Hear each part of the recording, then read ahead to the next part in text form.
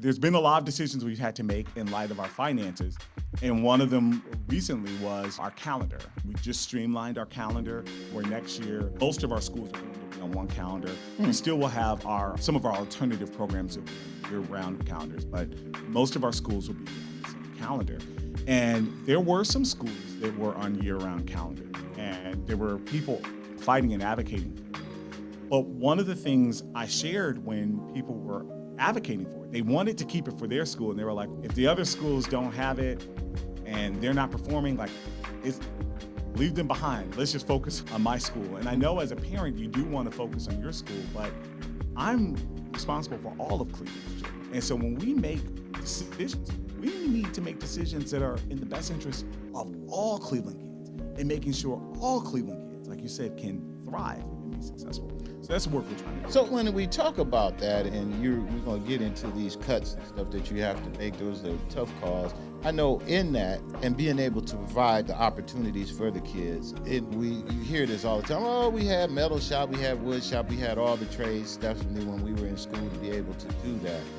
In this new transformation is a lot of that is what we're talking about bringing back to these schools, because it seems like that's the thing. And not just the regular trades, but even new wave trades of what people are doing. I looked at a study that came on Channel 8, had a study up one day, and they talked about jobs of the future. I think they talked to the graduating class of 26 or so, and the top job was a YouTuber, and then the rest was podcasting, and it was a lot of stuff that dealt with social media and that thing. Going down the road, it looks like that, and I'm not saying that the schools need to do that, but I'm just saying that it seems like things are changing, trends are changing, and the things that people want to do. How is CMSD with this transformation intends on dealing with that? Yeah, so one of the things we realized, the state, when I was talking about our state report card, the state just added college and career readiness period measure. And the district, we're not doing well in that area. We haven't been doing well in that area for a while because the state now recognizes 8 career pathways.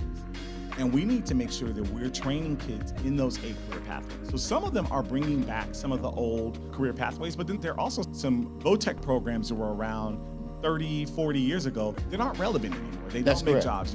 I know people miss their home ec, and it's always good if you know how to cook and know how to have a home. But I'm gonna push back on that. Y'all need home economics. It's really bad. What job will it lead to? Cooking, class, you may be culinary. Culinary is a different pathway. Culinary is a different pathway than home ec.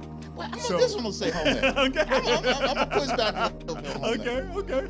I think that people are missing basic skills that home economics taught.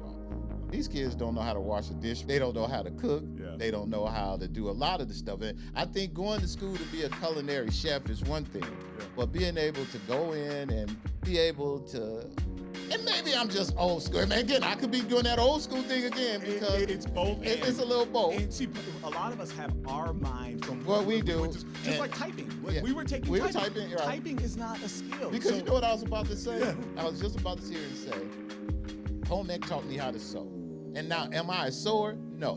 But there has been times where I had to hem my pants, or I had to do something that I was not afraid to be able to get a needle and do it, or use hemming tape or whatever to do what I need to do. But I guess right now people just don't do that. And I say this, so a couple of things with it. It's okay to have basic skill classes, and I agree that a lot of our kids need the soft skills and the basic skills so they can learn how to survive and thrive. Yes. But a whole pathway on that, they're not going to have careers in it. And I bet if you go to some of these high-performing schools in the suburb, those kids aren't learning how to sew. They're learning the latest technology in STEM. They're learning they're learning all those things. And we need to be bringing that to our kids. And so it's a both and. We do need trades. We need manufacturing. We need culinary. We need cosmetology. People are always going to need to get there. Cosmetology is huge. And I believe cosmetology, barber, any skill that can teach you to be able to do it on your own, I think is great. And have a business. And have a business behind it. So those are the things we're trying to bring back. But some of the older school skills, it may be helpful for a class, but those are not the pathways that we need.